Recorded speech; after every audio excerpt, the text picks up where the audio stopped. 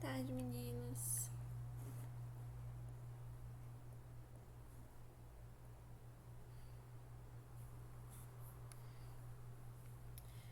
Então, gente, eu vou dar uma passada bem rápida. Eu não vou adentrar muito no assunto. É só para vocês entenderem mais ou menos quais são os princípios que vão reger o passo a passo de vocês, tá? No próximo GED a gente aprofunda mais o tema. Mas aí no final eu vou analisar com vocês tanto a petição que a professora falou, tá? Sobre a primeira chamada do passo a passo, caso vocês tenham alguma dúvida de como escrever ou por que tem que ser cada passo daquele, por que a petição é feita daquela maneira. E também, se algum de vocês for fazer a segunda chamada, eu vou dar uma lida também para poder discutir sobre ela, para saber o que é que muda da primeira para a segunda, tá? Primeiramente, a gente viu que a peça que a gente vai precisar fazer é uma peça de embargos da execução. Então, para isso, analisando o caso, a gente viu que era uma execução de pagar. Então, a gente tem que entender como é que funciona a execução de pagar e o que são os embargos que entram, né, aí para defender esse devedor no meio do processo de execução. Então, a gente vai ver essas duas aulinhas hoje, tá? Tanto a execução de obrigação de pagar quantia, quanto de embargo, só que bem rapidinho, não vou aprofundar muito no tema, tá? Primeiramente, aqui a gente vai falar sobre um processo de execução de obrigação de pagar quantia contra um devedor solvente. Como assim? Devedor solvente, aquele que possui suficientes bens ou pecúnia para saldar todos os seus compromissos. O oposto do devedor insolvente. Então, aqui a gente está falando de uma execução contra uma pessoa que tem dinheiro para pagar, tá? Uma pessoa que tem pecúnia, até se for o caso de, na falta de pagamento, a gente pode penhorar bens porque ele tem patrimônio para suprir aquela dívida, ok? E aí, essa pessoa é aquele que possui patrimônio suficiente para remir a execução, que é justamente aquele que tem patrimônio suficiente para pagar a execução. E a gente tem que atentar a isso, que tem uma diferença entre remissão com 2S e remissão com cedilha, tá? O ato de remir, né, que é o ato de remissão com cedilha, é justamente esse ato de pagamento, de quitar, liberar a dívida, de pagar a dívida. Agora, remissão com SS, que a gente viu lá em obrigações, é o ato de remitir, que é perdoar a dívida, tá? Então, se fala, eu vou fazer isso para remitir a dívida do devedor. Aqui a gente não está falando que ele pagou, a gente está falando que o credor perdoou essa dívida, então ele não precisa mais pagar. Agora, se você está falando que esse devedor ele precisa remir com a dívida, é porque ele precisa quitar essa dívida, ele precisa realizar esse pagamento, ok? E qual é o procedimento dessa execução? É a mesma coisa que a gente estudou desde o início sobre como funciona uma execução diferente de um cumprimento de sentença, né? Aqui a gente já tem a petição inicial com o título executivo com força para cobrar essa pessoa de imediato, né? Não precisa de todo um processo de conhecimento para haver uma decisão de cobrança, tá? Vai estar disposto lá no artigo 789 os procedimentos dessa petição inicial e, como eu falei, tem que ter o demonstrativo atualizado no débito nesse momento, tá? No momento que a gente apresenta esse título executivo que mostra o valor que tem que ser cobrado para essa pessoa, esse valor ele tem que estar comprovado em algum lugar, então tem que demonstrar para essa pessoa o porquê que é esse valor que você está cobrando. Então você atualiza o valor, junta nos autos essa atualização monetária que você calculou e fala, a dívida que ele tinha comigo era de, por exemplo, 5 mil reais, mas por causa do passar do tempo, da inflação e tudo mais, essa dívida hoje é de 7 mil. Para isso, para você pedir esse valor mais alto, você tem que demonstrar esse cálculo, tá? Você tem que juntar os autos demonstrativos do débito, ok? Depois de protocolada a petição inicial, esse processo vai ser distribuído e vai haver um despacho desse juiz que recebeu essa petição, tá? Nesse despacho do juiz, o que é que vai acontecer?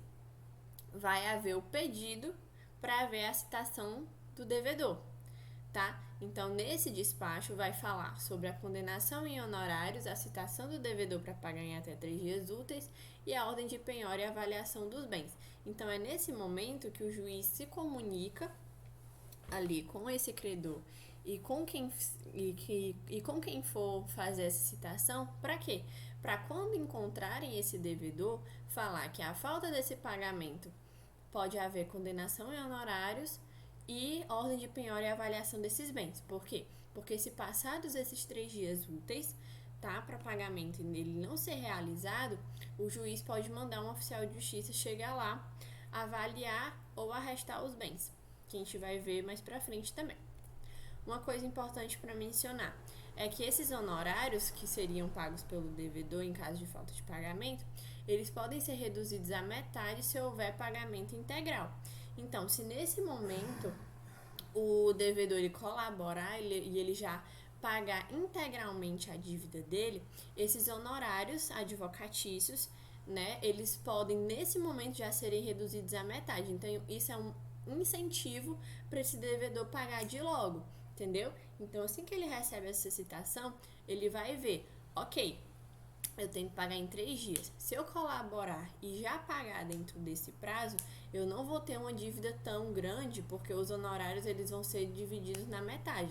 Então, eu não vou ter a dívida que eu preciso pagar mais os honorários. Vai ser a dívida que eu preciso pagar mais metade dos honorários. Então, o valor já é reduzido. Então, isso é um incentivo maior para esse devedor já pagar. Ok? Havendo a citação, vai ser demonstrado para esse devedor que ele tem até 3 dias para pagar. E se ele não pagar, a gente já pode seguir para a penhora de bens, que é justamente essa ausência de pagamento, tá? E para haver essa penhora, antes de ela acontecer, esse devedor ele precisa ser intimado, ok? E nós, como credores, precisamos indicar bens para essa penhora, ok? Caso nós não saibamos, aí sim esse dever de indicar bens a penhoras passa para o devedor. Mas esse é o procedimento básico. Uma petição inicial passa para o despacho do juiz depois da distribuição. Vai haver a citação desse devedor para pagar. Não havendo pagamento, vai para a penhora de bens, tá? O que é o arresto? Que é justamente esse momento que a gente comunica com o oficial de justiça que ele pode agir na falta do pagamento desse devedor. Ele vai falar assim, ó, se o oficial de justiça não encontrar o executado, arrestar-lhe-á tantos bens quanto bastem para garantir a execução. Então, no momento em que ele é citado e ele não paga, pode ser enviado um oficial de justiça para tentar encontrar esse devedor e citar ele pessoalmente, tá? Só que aí pode acontecer de esse oficial de justiça chegar na casa do devedor e ele não estar lá. Então, se ele não encontrar ele pode arrestar os bens e avaliar. Então, os bens que ele encontrar, por exemplo, tinha um carro na frente da casa que era do devedor, tá? Ele pode arrestar esse bem, tá? Então, ele pode, nesse momento, já agir em garantia desse credor, ok? Eu não vou entrar muito nos parágrafos pra gente não perder tempo, tá? Mas isso é o primeiro ato de execução que pode acontecer até no momento em que o devedor ainda nem foi encontrado, tá? Se forem encontrados os bens do devedor, isso já pode iniciar para garantir a execução, ok? Certidão comprobatória da admissão da execução. Artigo 828. O exequente poderá obter certidão de que a execução foi admitida pelo juiz com identificação das partes do valor da causa, para fim de averbação no registro de imóveis, de veículos ou de outros bens sujeitos a penhora, arresto ou indisponibilidade. O que é isso aqui? É só para mencionar que as pessoas que que puderem ser avisadas sobre o que vai acontecer com esses bens, elas precisam ser avisadas. Então, se um bem ele vai ser arrestado, vai ser penhorado, etc., tem que haver uma certidão que comprove que aquele bem ele está em garantia para alguém, ou para o juízo, ou justamente para o credor. Então, esse aqui é um momento apenas de segurança para as pessoas que, por exemplo, poderiam comprar esses bens no momento futuro, só que esses bens agora eles estão em garantia do juízo. Então, eles não podem simplesmente ser vendidos, ou se eles forem vendidos, essa pessoa precisa estar ciente que ela pode perder esse bem num momento de execução, ok? Então, aqui é só uma garantia para um terceiro, beleza? Ok. Passada essa parte, vamos ver embargos agora. Embargos da execução. Primeira coisa. Quais são as características gerais dos embargos da execução, que é justamente a peça do passo a passo que vocês precisam fazer? Primeira coisa, serão distribuídos por dependência ao juiz da execução em autos apartados. Ou seja, eu tenho aqui o meu processo principal, que foi justamente esse processo que a gente acabou de ver, da petição inicial, da citação, da penhora, isso tudo acontece num processo. Só que os embargos, eles vão ser em um processo, entre aspas, distinto, ou seja, ele é distribuído por dependência ao processo principal. São em autos apartados. Então, a gente tem esse processo principal e é como se a gente colocasse abaixo desse processo um processo que está linkado com esse processo de cima, tá? É um processo em autos apartados. Ele não vai correr no mesmo processo principal. Vai ser como se fosse um processo só de julgamento desses embargos. Só que ele não é um processo diferente. Ele é um processo que tem dependência ao primeiro. Eles são apenas autos diferentes. Então, vamos imaginar aqui. Eu tenho um processo principal de número tal. Tudo bem. Aí, nesse processo, abaixo dele vai ter um link, assim, por exemplo, um link para baixo. E aqui, esse link é justamente os autos dos embargos. Tanto que quando a gente protocola um embargo à execução, a gente não coloca nem o número do processo, ou então a gente não pede para ser distribuído para alguém, porque a gente já sabe quem é que vai julgar esses embargos. É justamente esse juízo que a gente que já estava julgando a petição inicial, mas ele vai ser diferente. Então é como se os embargos fossem uma nova petição inicial, ok? Mas são dependentes dos autos de cima. Se não existisse o processo principal, esse processo de embargos não existiria, ok? Eles são dependentes um do outro. Então, o que é que vai acontecer? Ele vai ser uma nova ação, mas sujeitada à petição inicial, nos moldes do artigo 231, a distribuição, registro e autuação próprios. Então, como eu falei, tem o processo principal, os embargos são em autos apartados. Então, os embargos é como se fosse uma nova petição inicial, beleza? Mas eles são dependentes do de cima. Se não existisse petição inicial e processo de execução acontecendo, não existiria esse processo aqui, tá? Mas ele tem registro e atuação próprios. Por isso que a gente também vai ter sentença dos embargos, porque justamente é como se fosse todo um procedimento diferente, apenas a título de organização, tá? Tem um processo principal, aí para a gente organizar as coisas, a gente abre um novo processo, entre aspas, né? Esse processo por dependência, que vai ser o julgamento apenas desses embargos, porque esses embargos vai ter a apresentação dos embargos, vai ter a contrarrazão dos embargos, pode ser também que tenha audiência de instrução, então é como se realmente fosse um processo diferente, mas ele é dependente do processo principal, ok? Primeiro momento em que o devedor, ou seja, embargante, poderá apreciar a pretensão manifestada pelo exequente, ou seja, embargado, para verificar se a mesma é ou não procedente. Então, quem é a pessoa que protocola os embargos? É o embargante. E quem é o embargante? É o devedor da dívida. E ele está fazendo esses embargos contra quem? Contra o exequente, ou seja, contra o embargado, tá? E aí vai ser justamente um processo para julgar se esse devedor ele tem direito a realmente essa defesa, se essa defesa que ele está oferindo, ela é ou não procedente. Isso vai ser definido pelo juiz. E a gente vai já ver o que é que ele pode mencionar nesses embargos, tá? Quem é legítimo para apresentar os embargos? O sujeito passivo da execução forçada, ou seja, o devedor. E também pode ser que possa apresentar embargos o terceiro com responsabilidade executiva, porque a gente já viu que tem outras pessoas, além do devedor principal da dívida, que pode ser sujeito passivo de uma execução. Então, essas pessoas que também podem ser sujeitos passivos, também podem ser embargantes. Tá? Eles também podem apresentar embargos, como é o caso do fiador, do sócio, do sucessor, do subrogado, entre aquelas outras, aquele outro rol que a gente viu também no CPC, né?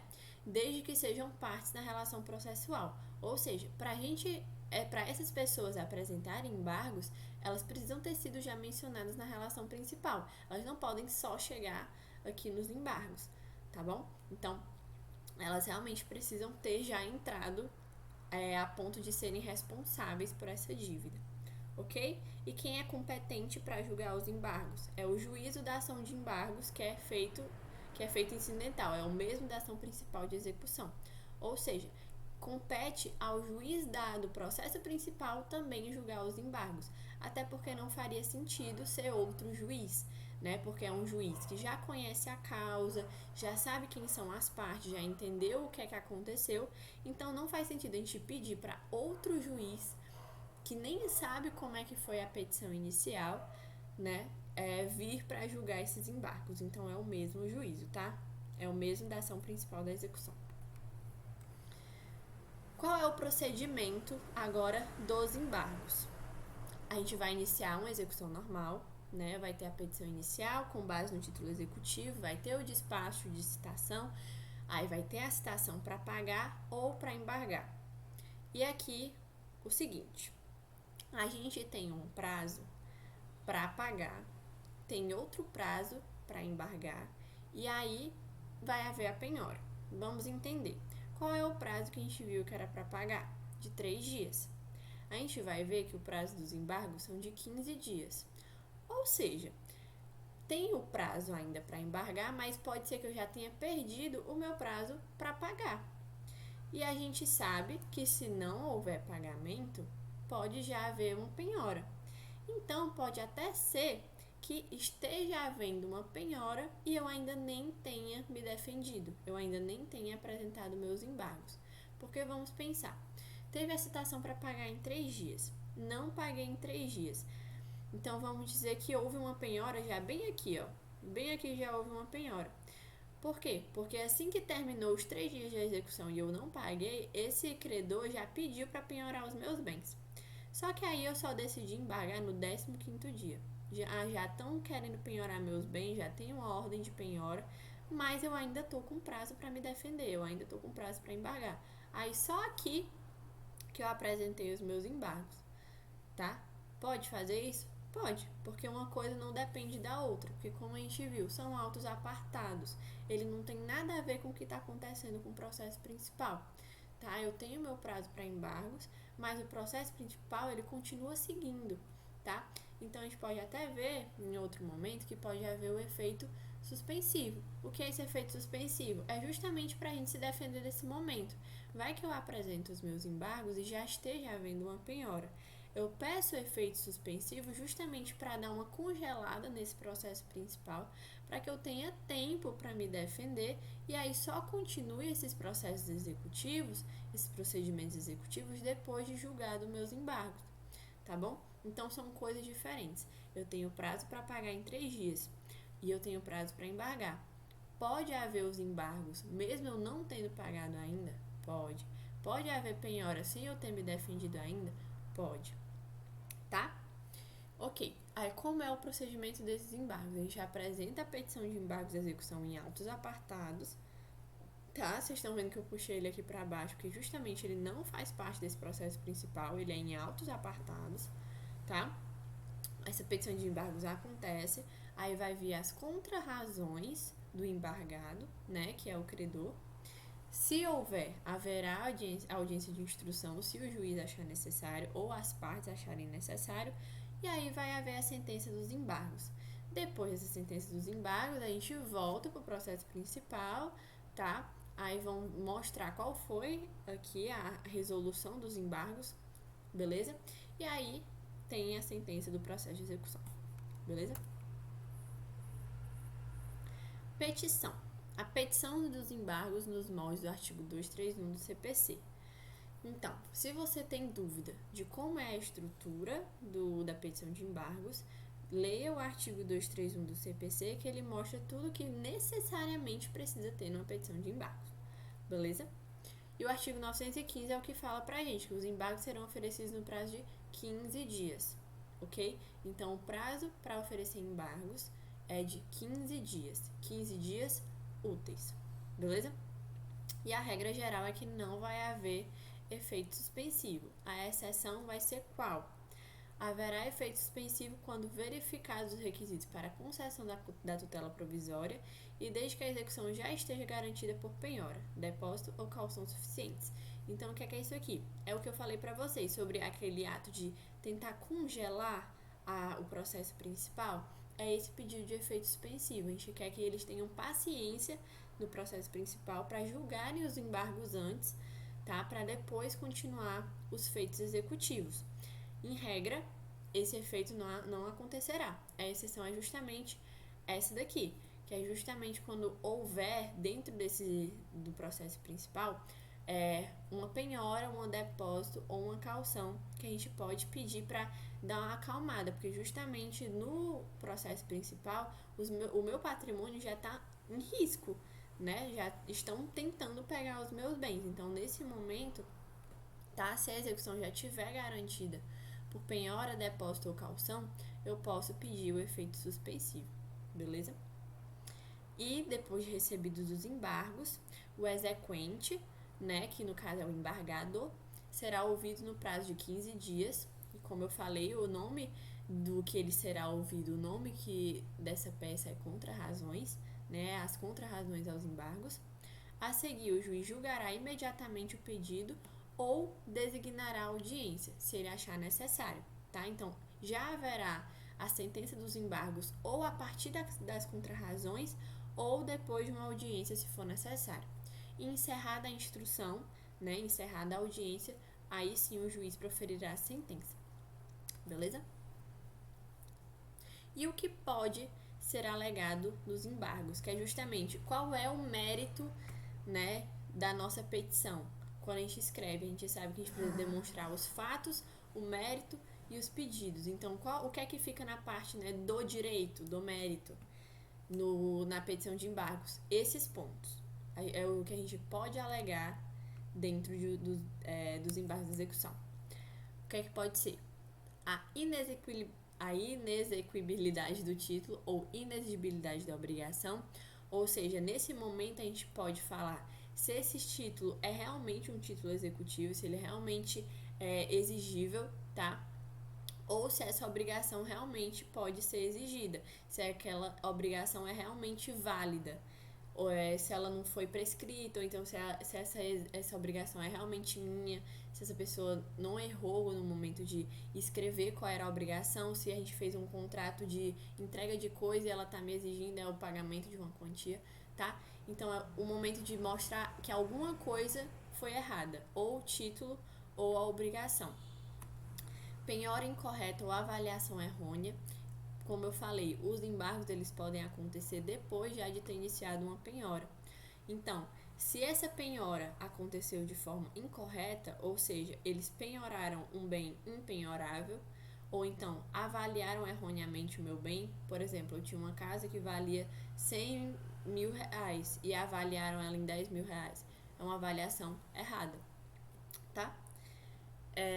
Excesso de execução ou cumulação indevida de execuções. O que é isso? É quando uma pessoa soma muitas execuções que não existem. Por exemplo, a gente fez um contrato aqui de 3 mil reais, para pagamento de 3 mil reais. E aí tá lá o pedido para pagamento de 10 mil reais. Aí você fica, de onde vieram esses 10 mil reais? Tem uma execução excessiva aí, não foi esse o valor pactuado no título. O título executivo é de 3 mil reais, não de 10 mil reais. Aí você tem que demonstrar nesse momento o cálculo que fez você chegar nesse valor, tá? Mas a gente vai ver isso depois. Ou cumulação indevida de execuções. Vamos dizer que era um contrato que eu tinha que entregar um carro e pagar 2 mil reais. E aí, vamos dizer que eu já entreguei o carro, só que eu não consegui pagar os 3 mil reais. Só que na execução tá lá falando que precisa entregar o carro e pagar 3 mil reais. Aí fala, não, tá indevido isso aqui. Uma das coisas eu já fiz, eu já paguei. Tem uma acumulação indevida aí de execuções. Retenção por benfeitorias necessárias ou úteis nos casos de execução para entrega de coisa certa, tá? Quando houver alguém, né, reteu para si alguma benfeitoria, tá? Vocês lembram que é benfeitoria? Quando a gente estudou isso em processo civil 1, que é justamente aquilo que está no bem, né, que não é o principal. Ótimo, assim me lembra. Que não é o principal, mas é aquilo, isso, mas é aquilo que faz parte do bem, tá? E aqui ele especifica em necessárias e úteis, ou seja, aquele bem aquele bem é necessário para o bem principal, tá? Ou então útil, ele é útil para o bem principal. Beleza? Então aqui não se encaixam as benfeitorias voluptuárias, que são aquelas que só estão lá para embelezar ou para enriquecer o bem, tá? Aqui a gente está falando de reter para si uma benfeitoria útil ou necessária que não poderia ser retida. Aquela benfeitoria era do devedor e o credor tá pegando para ele, beleza? Só que aqui, obviamente, é nos casos de entrega de coisa, a gente não está falando aqui de pagamento de quantia. Incompetência absoluta ou relativa do juiz da execução. Pode ser que aquele juiz não possa julgar aquela causa, tá? Ou então ela esteja sendo protocolada no juízo errado, tá? Na comarca errada. Então, esse também é um momento de alegar sobre isso. E em qualquer matéria que lhe seja lícito deduzir como defesa em processo de conhecimento. Ou seja, vocês lembram que no processo de conhecimento a gente tem a contestação, né? E na parte do mérito a gente coloca lá todo o direito material que a gente acha que foi violado. Então, os embargos nos dá esse direito também, de tudo que você acha que poderia ser alegado num processo de execução para te defender, você também pode usar num processo de execução, beleza? E vamos voltar um pouco para o processo de execução, justamente para aquilo que eu falei para vocês, sobre o demonstrativo do débito, né? Quando alegar que o exequente em excesso de execução pleiteia quantia superior à do título, o embargante declarará na petição inicial o valor que entende correto, apresentando demonstrativo discriminado e atualizado do seu cálculo. Então, se a gente viu, né, que a minha dívida era de 3 mil reais, mas estão me cobrando 10 mil reais, tem aí um excesso de execução, né, que é uma quantia superior à que estava descrita no título. Eu, como embargante, né, eu como devedor, eu tenho que falar qual é o valor que é correto e ainda demonstrar o cálculo correto que chegue nesse valor, tá? Então, isso é um ônus meu. Eu tenho que apresentar esse cálculo para dizer que esse credor está errado, esse valor está muito alto e o cálculo correto é esse, tá? Não apontado o valor correto ou não apresentado o demonstrativo, os embargos à execução serão liminarmente rejeitados, sem resolução de mérito, se o excesso de execução for o seu único fundamento. Então, vamos dizer que a única coisa que estava errada na petição inicial era esse excesso de execução. O título estava tudo bem, não teve uma obrigação errada, realmente era a obrigação de pagar, etc. Estava tudo certo. A única coisa que eu tinha para me defender é que aquele valor estava alto demais. Se esse valor estava alto demais e eu não falei que ele estava alto demais, nem apresentei o cálculo de qual valor era o correto, esses embargos eles não vão ser nem lidos, nem apreciados, tá? Eles vão ser rejeitados liminarmente, tá? Ou serão processados se houver outro fundamento, mas o juiz não examinará a alegação de excesso de execução. Então, se tiver outras coisas para eu alegar, né, como competência do juízo errado, então penhora errada, se tiver outras coisas para alegar, vai ser julgada as outras coisas, mas se eu não apresentei esse demonstrativo do cálculo, a parte do excesso de execução não vai ser apreciada, tá? Então, quando vocês forem fazer uma petição e um dos argumentos de vocês for excesso de execução, é bom colocar na peça demonstrativo do cálculo em anexo. Mesmo que não tenha anexo, obviamente, porque é um passo a passo, você não está fazendo uma peça que precise de anexo. Mas coloque isso na peça porque num processo real, aquilo precisaria estar em anexo. Então, se um dos motivos do seu mérito, dos seus embargos, for excesso de execução, escreva demonstrativo, discriminado e atualizado do cálculo em anexo, tá? Uma dica para o passo a passo aí de vocês. Rejeição dos embargos. O juiz rejeitará liminarmente os embargos quando intempestivos, ou seja, quando eles não forem protocolados no prazo de 15 dias, tá? nos casos de indeferimento da petição inicial e de improcedência liminar do pedido, ou seja, isso aqui é lá no processo principal. Se a petição do processo principal já não for boa, né, já foi indeferida ou foi improcedente, não tem por que a gente apresentar embargos e não tem por que o juiz julgar esses embargos, porque a petição inicial já está errada. Então, os embargos são como se não precisassem dele. Você vai defender o quê? A petição inicial já estava errada, então a sua defesa é inútil aqui nesse momento, tá? Ou se eles forem manifestamente protelatórios. O que é isso? Os embargos protelatórios são aqueles opostos sem qualquer fundamento razoavelmente sério, os quais têm por fim unicamente adiar o andamento do processo. Então, os embargos protelatórios, principalmente aqueles que pedem efeito suspensivo, né, que vai dar uma congelada no processo principal, são aqueles que o devedor está utilizando só para ganhar tempo, só para atrasar o processo, porque o juiz vai ter que julgar aqueles embargos e tudo mais, e ele ganha um tempo antes de pagar a execução, tá? Se os embargos forem utilizados unicamente para isso, apenas para atrasar o processo, eles são declarados como manifestamente protelatórios. E considera-se conduta atentatória à dignidade da justiça o oferecimento de embargos manifestamente protelatórios. Beleza? E por fim, a aceitação por carta precatória, que eu não vou falar hoje, eu vou falar só quando a professora falar sobre isso, tá? Então vamos lá, vamos ler agora a petição do passo a passo que a professora fez para vocês, para saber se tá tudo ok, se ninguém teve nenhuma dúvida do porquê que a peça é utilizada dessa forma, e vamos fazer um link com o que a gente acabou de ver, né? Com tudo isso que necessita ter nos embargos e como funciona a execução de pagamento de quantia. Lá no caso concreto, essas informações todas iniciais vão ter para vocês. Então, qual é a vara? E aqui, ó, distribuição por dependência ao processo tal. Como eu falei para vocês, isso aqui são em autos apartados, então necessariamente precisa informar que essa distribuição é por dependência. Você não pode simplesmente colocar o número do processo. Por quê? Porque se você simplesmente colocar o número do processo, você vai estar protocolando nos autos principais. E não é, porque os embargos se protocolam em autos apartados.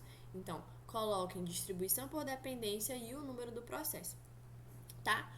O nome do devedor, né, que é o embargante, que ele já foi qualificado, então não precisa falar aquelas coisinhas, brasileiro, sei lá, solteiro, estado civil, profissão, blá blá blá. Não precisa, coloque apenas que ele já foi qualificado, porque na petição inicial já tem todas as informações dele, tá? Promovida por o credor, né? Vem respeitosamente por seu advogado aprende Vossa Excelência com fulcro nos artigos 914 e seguintes, tá? Tem que colocar esses artigos aqui, porque justamente são os que falam os fundamentos para os embargos, né?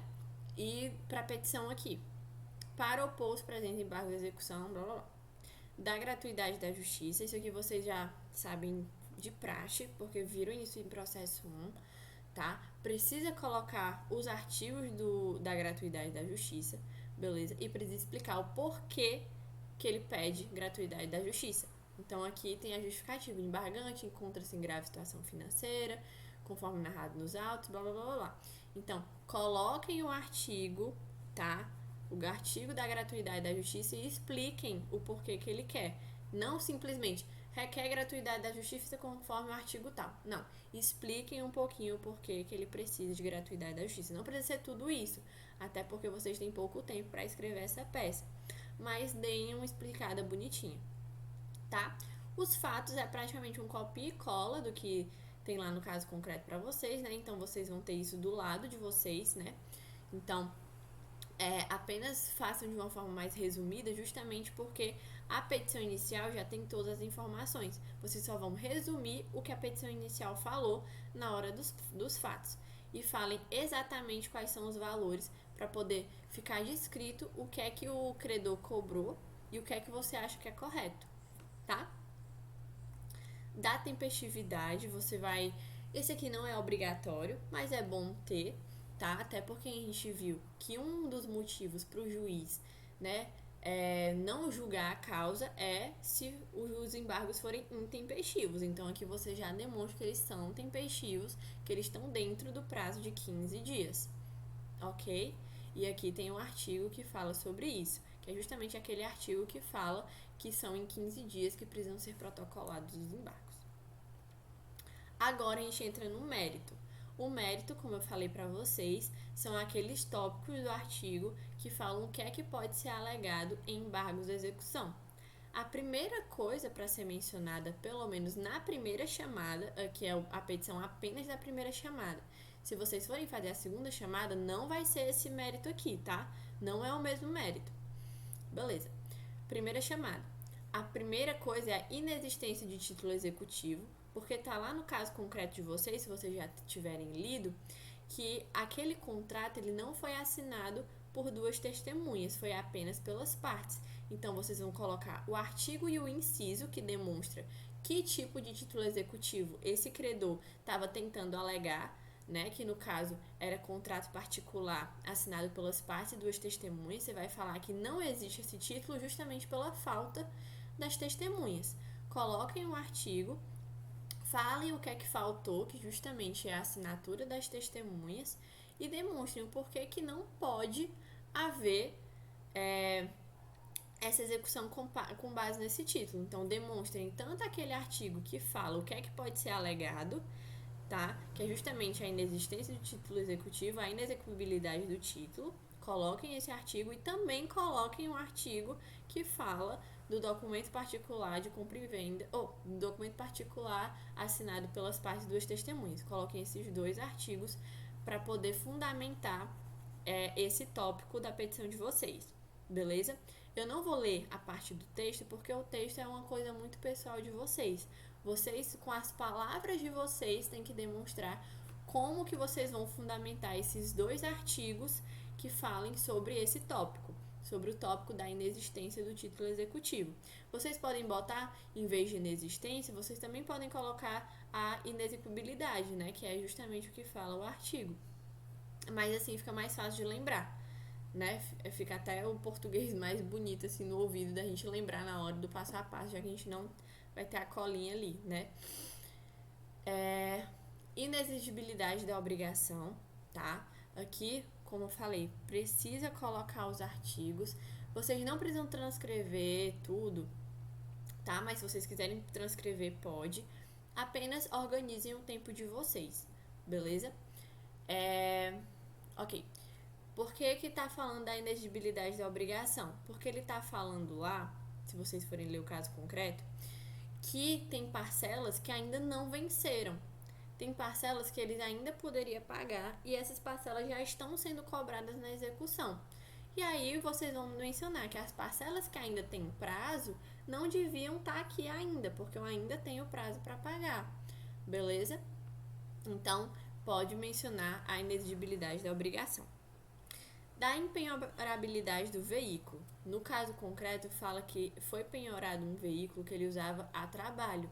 Então, mencionem o artigo sobre qual bem que é impenhorável, que é justamente o artigo 833, inciso 5.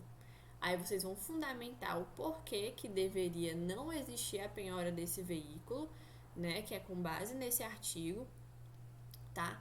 E aí, a procedência dos embargos para desconsiderar essa penhora. E aqui, a professora achou válido pedir o efeito suspensivo justamente porque houve essa penhora, né? Já tem como se fosse uma garantia para esse credor que ele vai receber alguma coisa. Por isso, a gente pede o efeito suspensivo para dar uma congelada no processo para poder serem julgados os embargos, tá? Requer-se a concessão do efeito suspensivo a fim de que sejam suspensos os autos executórios, ou seja, os autos do processo principal, inclusive a penhora, até o final do julgamento dos presentes embargos, porque é para isso que serve o efeito suspensivo. E o artigo 919, parágrafo 1º, fala sobre a autorização dos efeitos suspensivos aos embargos. Ok?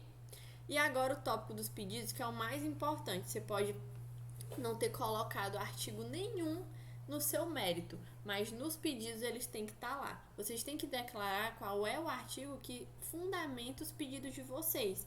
Os pedidos para o juiz, eles precisam estar tipificados, ok? Então, uma dica minha, né, já que a gente pode levar o VAD, né, justamente para ajudar a gente na hora do passo a passo. O que é que eu fazia?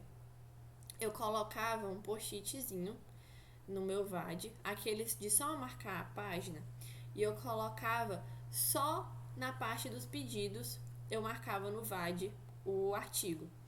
Só na parte dos pedidos, para eu ter certeza que todos os meus pedidos foram colocados ao final.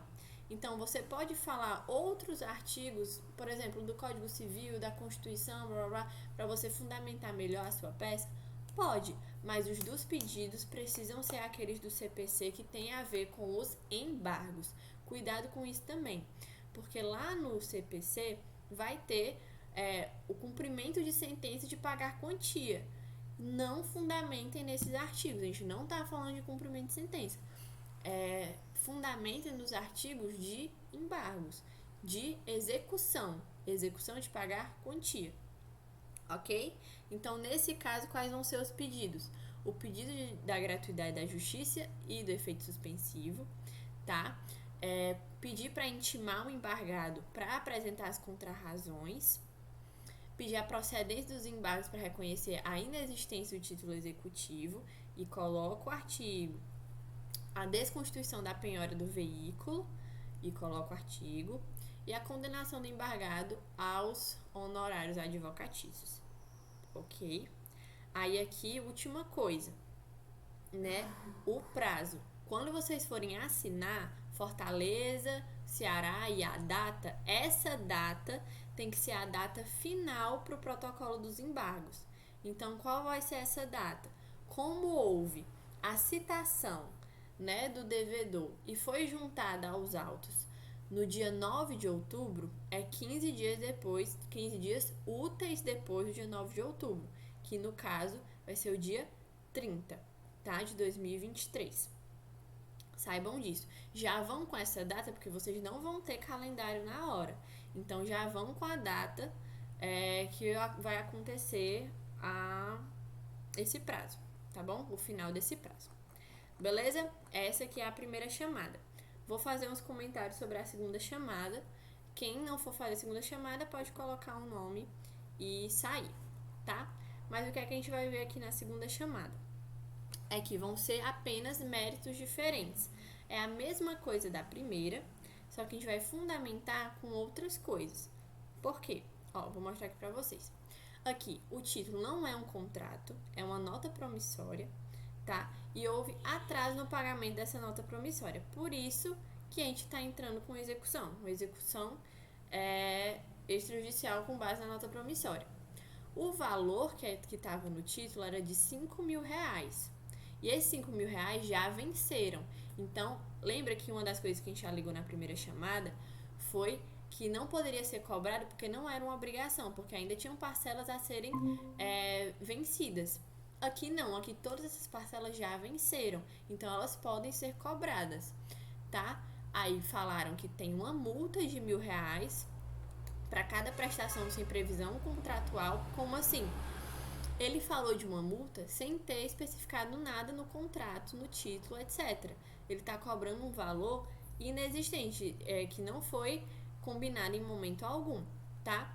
E aí ele falou que vai cobrar R$48.000. Esse valor é muito alto. Como é que num título que falava que o valor era de 5.000, eu no final vou cobrar R$48.000? Não vai ser isso. Então, você também vai demonstrar o excesso de execução aqui, tá bom? Lembrem sobre a coisa do excesso de execução, demonstrar a parte em anexo, tá? Fala que tem o demonstrativo do cálculo em anexo para mostrar qual é o valor correto. Beleza? Então, o que é que a gente precisa demonstrar aqui na segunda chamada? Necessariamente, a gente tem que falar sobre o excesso de execução de R$48.000 e a gente também pode falar sobre essa multa sem previsão contratual, que ela não poderia ser cobrada, porque em momento algum ela foi acordada entre as partes. Beleza? E para finalizar, aqui na segunda chamada, a citação e a volta da citação para os autos aconteceu no dia 10 de outubro. Então, ela vai finalizar no dia 31 de outubro de 2024. Por quê? Porque são 15 dias depois que foi protocolado nos autos a citação desse devedor. Beleza, galera? Alguma dúvida? Se não, foi isso. Muito obrigada pela presença de vocês. Espero que seja um ótimo passo a passo. Ok? Lorena, muito obrigada, viu? De verdade. Esse foi o teu primeiro JED que eu assisti, porque nesse horário eu tô no estágio, só que hoje eu tô de home office. Tá ótimo, então. Então, então é o primeiro JED que eu assisto. E fazia realmente muito tempo que eu não assistia um JED tão bom, sabe? Que o monitor Ah, realmente tinha propriedade para então ele. falar. Eu também sou monitora de CV1, por isso que eu falei, CV1 também. Pois é. Então, cara, é muito bom quando a gente encontra um monitor que realmente tem uma preocupação em repassar para aluno, sabe? Então, muito obrigada mesmo, foi muito bom. Ai, obrigada, Sam. Eu fico muito feliz. Eu gosto muito de fazer isso aqui. Depois renove aí, que se não for processo civil 2, que seja o 3, nem sei se tem. Acho que tem o optativo, né? Não, tem Tem o o que é de 4. recursos, né? O 4 é optativo e o 3 é de recursos, se eu não me engano. Exatamente. Pois é isso, muito obrigada, viu? Obrigada. Boa tarde. Boa tarde.